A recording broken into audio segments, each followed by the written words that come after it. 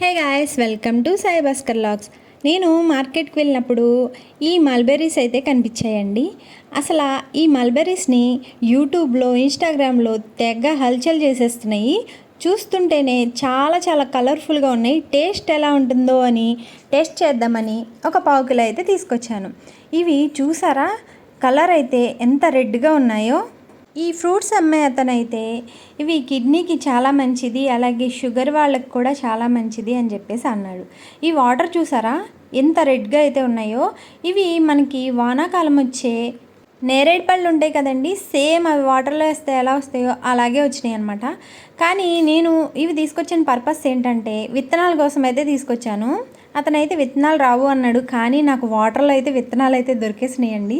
ఇవి ప్లాంట్స్ వేసి అయితే మీకు నెక్స్ట్ వీడియోలో అయితే చూపిస్తాను. ఇప్పుడు ఈ జ్యూస్లో అయితే నేను మిల్క్ వేసాను, అలాగే షుగరు, మిల్క్ మేడ్ కూడా కొంచెం వేసానండి. ఇది ఫుల్గా మిక్సీ అయితే పట్టేశాక కలర్ అయితే భలే వచ్చిందండి. అంటే నేరేడు పళ్ళు మిక్సీ చేసినప్పుడు ఏ కలర్ అయితే వస్తుందో అదే కలరు. అతను ఆల్రెడీ చెప్పాడు షుగర్ పేషెంట్లు కూడా ఇది తినొచ్చు అని చెప్పేసి.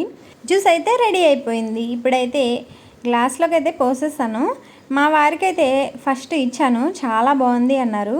నెక్స్ట్ అయితే నేనైతే టేస్ట్ చేశాను. ఇది తాగుతూ ఉంటే చాలా ఎమ్మీగా ఉందండి, చాలా బాగుంది. అలాగే నా నాలుగు కూడా అదే కలర్లో అయితే వచ్చేసింది. మన హెల్త్కి మంచిది అంటే మనం తాగి తీరాల్సిందే కదా.